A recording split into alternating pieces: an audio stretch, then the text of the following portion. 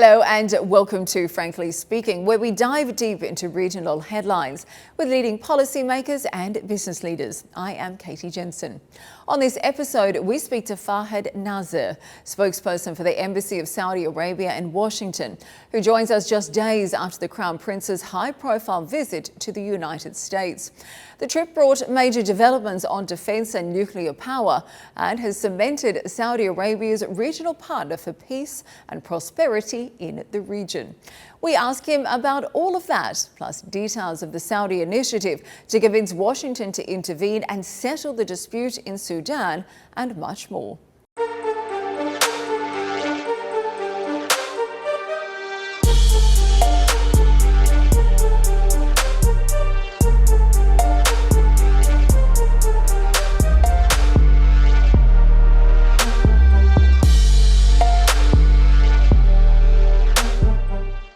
Mr. Nazer, thank you for joining us on Frankly Speaking. It's lovely to have you back on the show. Now, you have certainly had quite a busy few days with the Crown Prince concluding what many have dubbed as an historic visit to Washington, D.C. Frankly speaking, in your view, what was the main highlight of the visit? Right, it's good to be with you again, Katie. So I really do believe that the Crown Prince's visit to the United States marks a new chapter in a long-standing relationship. So this is a relationship that goes back 80 years. It is multidimensional.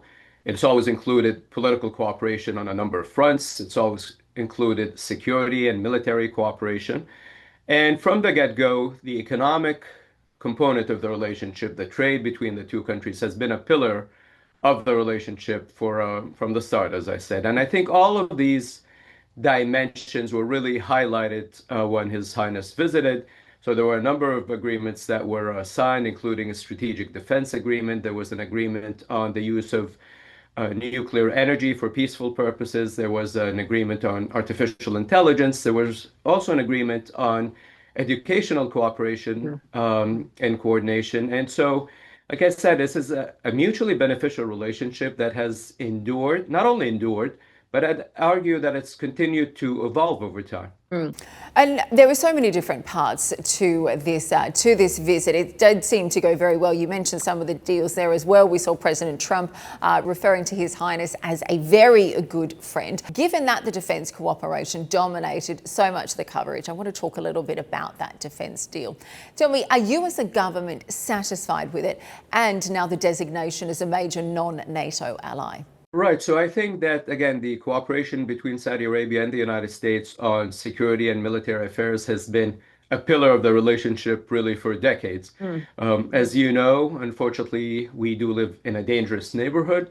And as far as we're concerned, we have no higher priority than making sure that our people are safe and our borders are secure. And the United States has been our main strategic partner, again, when it comes to strategic and security and military affairs. And the agreement that was signed and announced the other day will ensure that we continue to work closely to make sure, again, that our people are safe and our borders are secure. Of course, any major deal with Washington does raise some questions about longevity, though. Does the kingdom have any concern that these commitments might not survive beyond President Trump's current term, particularly considering the unpredictability of US foreign policy continuity? So that's the thing about the relationship is, as I said at the outset, it dates back 80 years. And in that time, it's continued to not only has it endured, but it's really been able to flourish and to deepen and to strengthen and to broaden But not always. I mean, we saw President Biden, when he was trying to be elected, he talked about turning Saudi Arabia into a pariah state. We're now seeing a very different approach. Right. So the reality is that even under President Biden, the relationship was on pretty solid footing. We were in constant contact. Sorry? I would say by the end, it was a lot more solid. It started out quite shaky. Right. I mean, we're looking at we're taking the long view here. The long view is over the past 80 years or so, regardless of who was in the White House, the relationship has been on a steady trajectory in the sense that it's not only deepened, it's deepened, broadened, and strengthened under both Democratic and Republican administration. That is true when it comes to economic cooperation and trade. That is true when it comes to military cooperation and security cooperation. I mean, the thing that I think people sometimes overlook is that not only have Saudi Arabia and the United States fought two wars side by side. The first was in 1990 when we helped, you know, liberate Kuwait from Mm. Saddam Hussein's troops, and then we again worked very closely to expel the terrorist group ISIS from Iraq and Syria. In between all of that, we have ongoing military training, joint military exercises, and those certainly have always taken place under Mhm. both the Republican and Democratic administrations. We've also, regardless of who's been in the White House, we've always worked on trying to resolve some of the political issues and challenges and crises in the region, whether it's the Israeli-Palestinian conflict, whether it's the conflict in Syria over the years, some of the challenges, certainly the conflict in Yemen. And that has been steady and ongoing regardless of who was in the White House. Mhm. So you feel this defence deal will stick regardless of who is in the White House? Yeah, I think that's, one of the things that I think became very apparent during this visit is that President Trump and frankly, even previous administrations, I think there's a realization in the United States that Saudi Arabia occupies a very unique and important position in the Arab world as the Arab world's biggest economy. But I think just as importantly, Saudi Arabia obviously has also a unique, I would say, argue a leadership position in the broader Islamic world.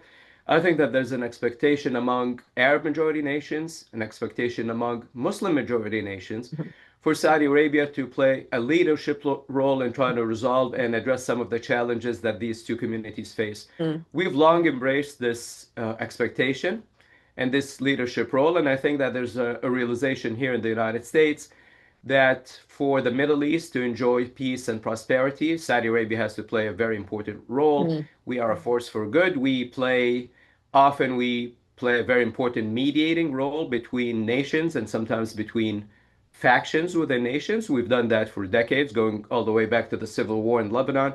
So I think that was very obvious Mm. to me, at least, that President Trump and his administration and previous administrations really appreciate what Saudi Arabia brings to the Mm. table in terms of promoting regional security, in terms of promoting, well, trade with the United States, and also in terms of pushing back against, radical non-state militant actors in the region. And we are certainly seeing Saudi Arabia play a much bigger role, not just regionally, but I think internationally, on the international negotiation, mediation stage as well. Time magazine this week, an interesting article saying this visit really proves that Saudi Arabia is now too powerful to ignore. But I want to dig a little bit deeper on the defence package. There's one detail in particular that stood out. There were several mentions of the F-35 fighter jets in particular. Now, President Trump didn't mince his words. He said the aircraft will be delivered to Saudi Arabia. Tell me, do you have any details so far on that? Do you have a timeline? Have you been told of any conditions or restrictions attached to the jets at all?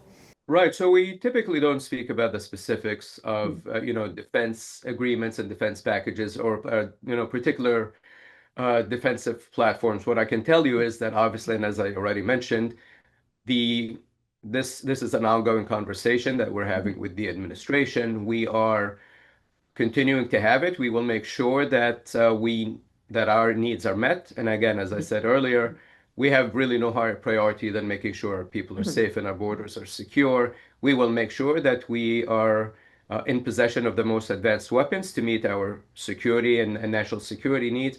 And as you know, like I said, we live in a dangerous neighborhood, and just the world we live in is ever evolving. The security threats are ever evolving.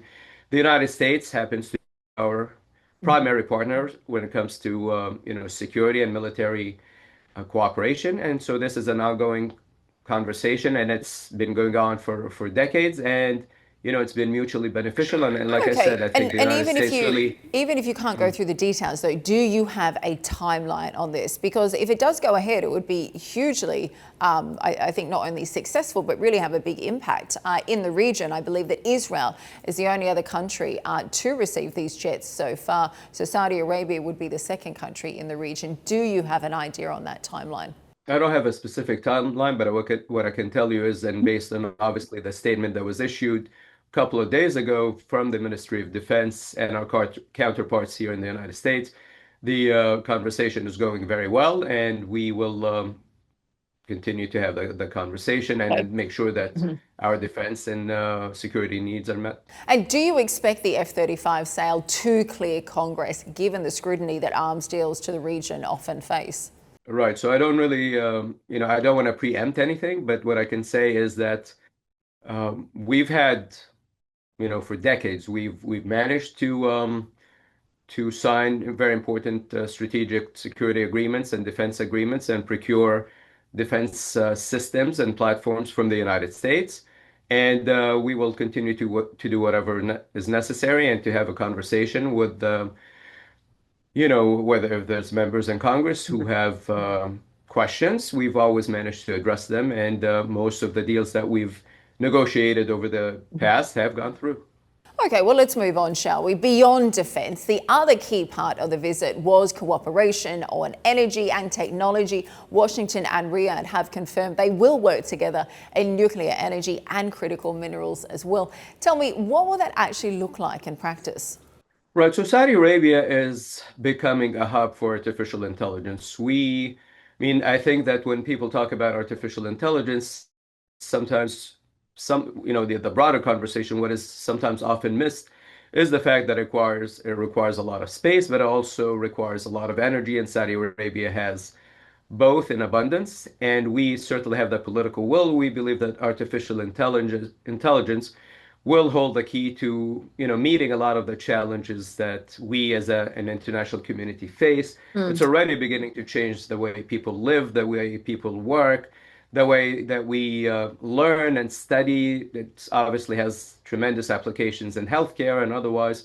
So we are moving, forward with that. The United States, American companies happen to be on the leading edge of this technology. So there was a number of announcements that were made back in May, but also over the past couple of days between primarily Saudi Arabia's Humane, which is our primary artificial intelligence company, but also with some of the biggest leaders here in the United States, with NVIDIA, AMD, Cisco, I believe, but also Elon Musk's xAI. And of course, we now saw the news just a day or so ago that they are going to be shipping NVIDIA chips out here as well. Big progress, certainly Humane signing a number of big deals with US companies as well. And Elon Musk attending that big fancy White House dinner as well, alongside Tim Cook and Ronaldo.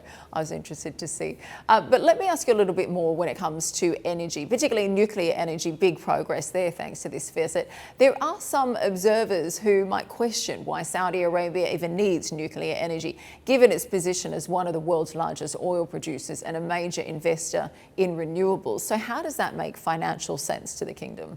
It makes perfect sense because, as you correctly said, Katie, Saudi Arabia is diversifying its energy mix. So over the past few years, we have been investing heavily in producing renewable clean energy. So solar is one where we're investing and improving and increasing our capacity year by year. Wind is another source of renewable, again, where we're investing and producing and beginning to get some of that energy to meet our domestic energy needs. We're also producing green and blue hydrogen. So we're diversifying our energy mix for a couple of reasons. One of them is to mitigate the impact of climate change. We believe that climate change is a very real threat. And so we are investing heavily in all of these renewables. Nuclear energy is obviously a renewable, clean energy. So it makes perfect sense for us to do that. The other thing that, again, I think people sometimes overlook is Saudi Arabia's population essentially has increased by sevenfold from 1970 to last year. I think our population was all of 5 million in 1970. In 1970, last year we had our most comprehensive census conducted, and our population actually crossed 35 million. So that's a sevenfold increase. With that increase, obviously, has come tremendous demand on our energy needs. So we have, like I said, multiple reasons why we are diversifying the energy mix, and nuclear energy has to be part of that mix for sure. Of course, the other major headline we saw is the US-backed resolution for a pathway to a Palestinian state. Now, Saudi, as we know, has been lobbying extensively for a long time for the two-state solution. Now, the American opposition has always been that a Palestinian state comes at the end of the negotiation. Tell me, this is a massive shift in policy. What has led to that change, and was Riyadh key in driving that shift? Well, Saudi Arabia's position on the Israeli-Palestinian conflict has been clear and consistent for decades. After all, it was the late King Abdullah who, all the way back in 2002, presented what is now known as the Arab Peace Initiative. And the initiative basically offers Israel normalization, not just with Saudi Arabia, but with all 21 member nations of the League of Mm. Arab Nations in return for a full and comprehensive peace with the Palestinians based on a two-state solution. So that offer is still on the table. Obviously, over the past couple of years, the carnage, the crisis in Gaza was unfortunately, a huge step backwards for us. And again, by us, I mean the broader international community. We're definitely glad that, we appreciate the role that the U.S. administration played, the role of Qatar, Egypt, and Turkey in bringing the Gaza crisis to an end. We are supportive of the administration's Gaza plan. But ultimately, long term, we do believe that there's no alternative to a two-state solution. And we'll continue to work with the United States. We'll continue to work with our Mhm. partners in the region in advocating and promoting that vision. Sure, but what led to the big change in the US approach? I mean, I obviously I don't speak on behalf of the United States, but I think the just the suffering that everybody saw unfold in Gaza over the past 2 years, and maybe I've said this before in my previous appearances, uh, but I will say it again. I mean, I think the broader Middle East is going to have a very difficult time enjoying any semblance of peace and prosperity and Mm. stability without resolving this, dispute once and for all. So not only has it brought a lot of pain and suffering to both Palestinians and Israelis, but it's also been kind of exploited by some of the most radical elements in the region, ISIS, Al-Qaeda, and others. So we've long Mm. maintained that for this region to enjoy peace and stability, this core dispute has to be resolved. And again, you don't have to be a historian of the region.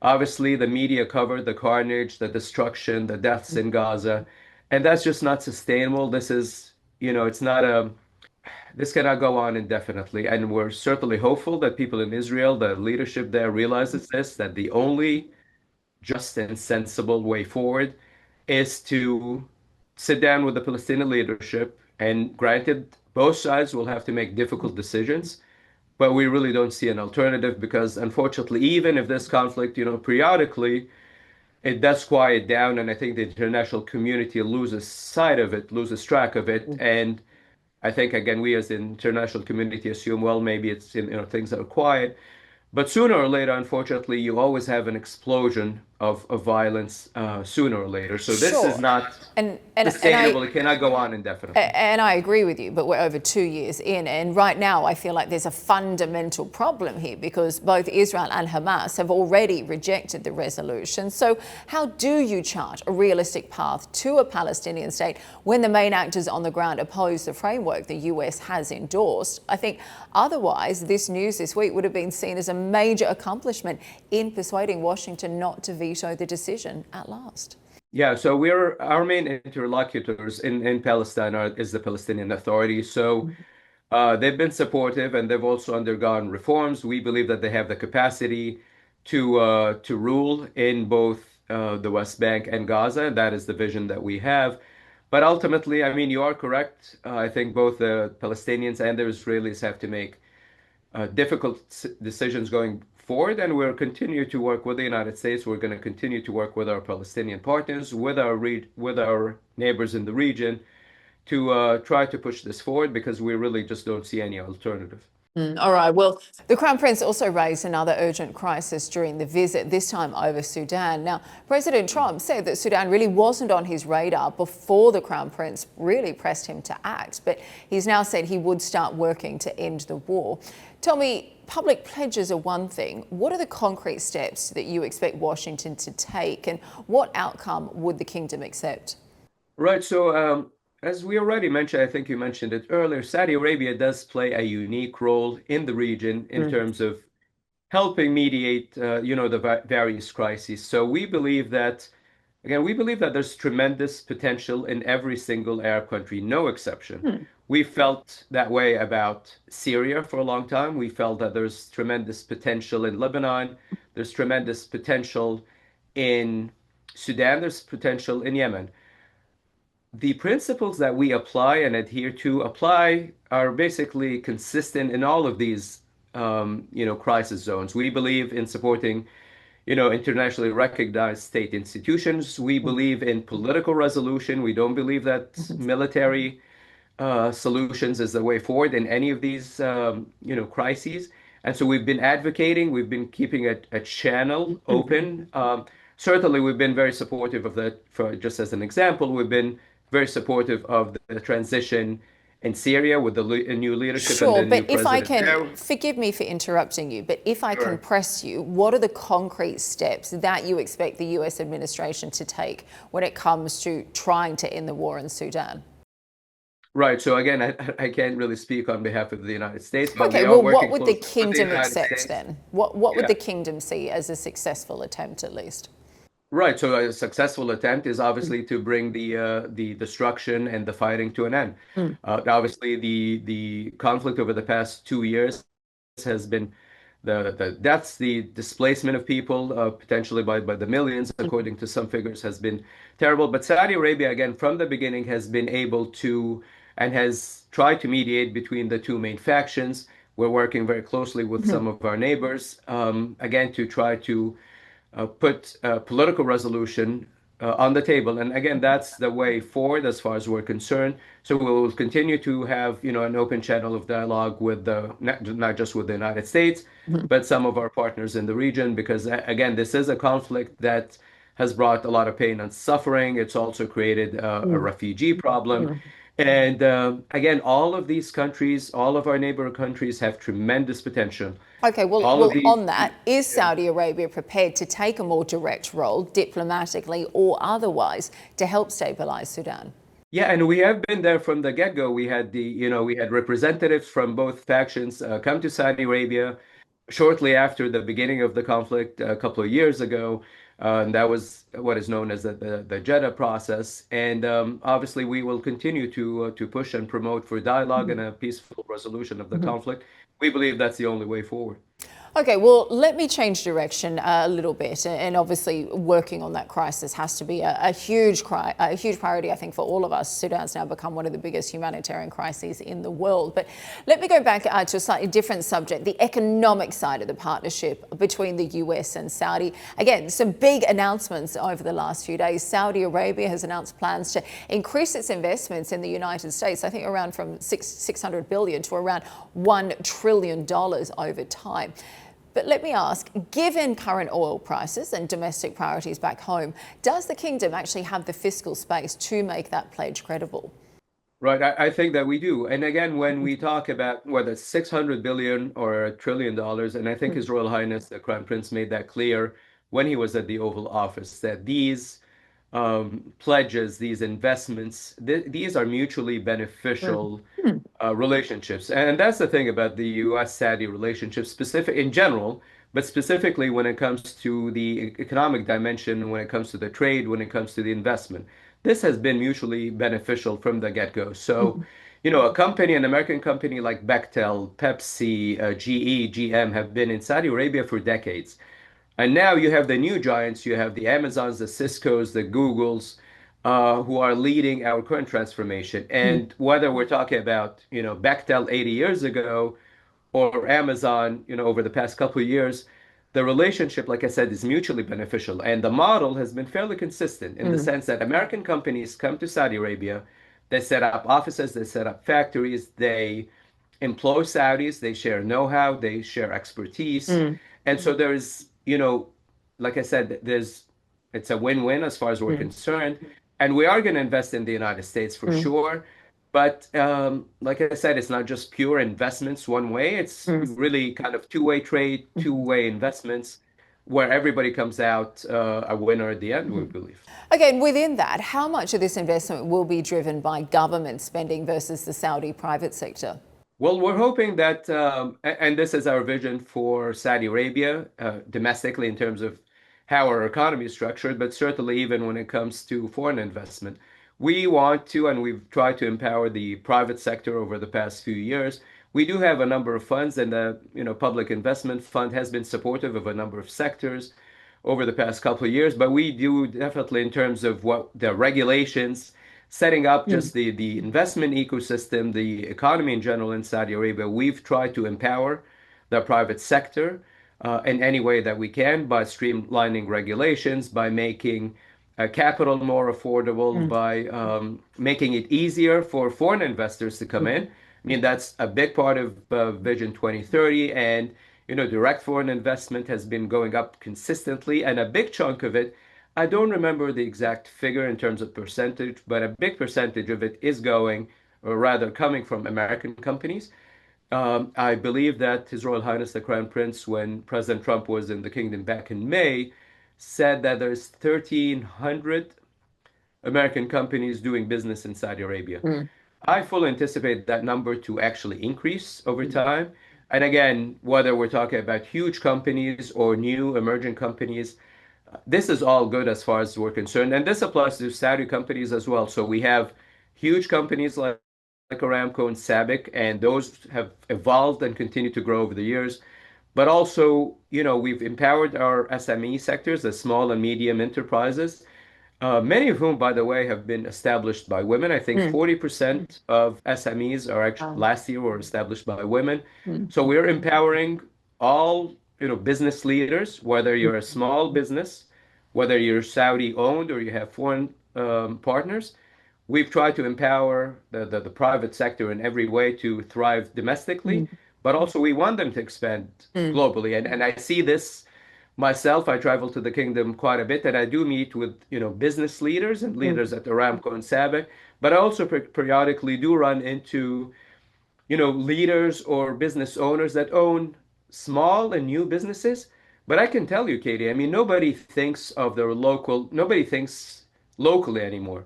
I Mhm. think every business owner thinks globally right off the bat. And, we have the tools now, they have the tools to sell their goods and services all around the world. And that's, I Mm. think, what makes this, the age that we live in so interesting and so Mm. exciting.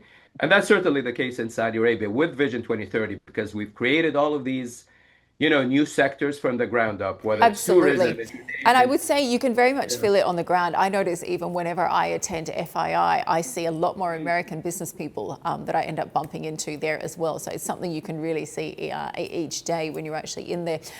Final question for me. We've had the pleasure of speaking several times. You've joined us through various phases of the partnership between the US and Saudi. I mentioned earlier we saw President Trump on this trip calling the Crown Prince, referring to him as a very good friend, heaping a lot of praise on him throughout the week. Would you agree with the assessment that the US-Saudi relationship really does seem to be at its strongest point in decades? I do, definitely. And again, I think this was on display Mm. with all the different agreements that were signed. And like you said, whether we're talking about FAI in Riyadh Mm. or the investment forum that was held right here in Washington, Mm. D.C., I think that there's excitement in both, in the United States and in Riyadh. I think that American companies realize that there's maybe more opportunities in Saudi Arabia than anywhere else in the world. I think, as far as we're concerned, we still value, obviously, the relationship with the United States. We value what American companies bring to the table. Again, where they are, American companies are still at the forefront of all of these technologies that are kind of redefining the world that we live in. So, Mm. as I said at the outset, this is a relationship that is enduring, and it's enduring for many, many reasons. It's been mutually beneficial for both countries. It's helped advance our national security interests, but it's also, I believe, that it's also helped advance the national security Mm. interests of the United States, and that's according to successive U.S. administrations. And I think, to his credit, when the president spoke, I think Sam had some very kind words, not just about His Royal Highness the Crown Prince. It's very obvious that the two leaders appreciate what they're doing in their respective countries. But I think the president also, it's become very clear, really appreciates what Saudi Arabia brings to the table regionally.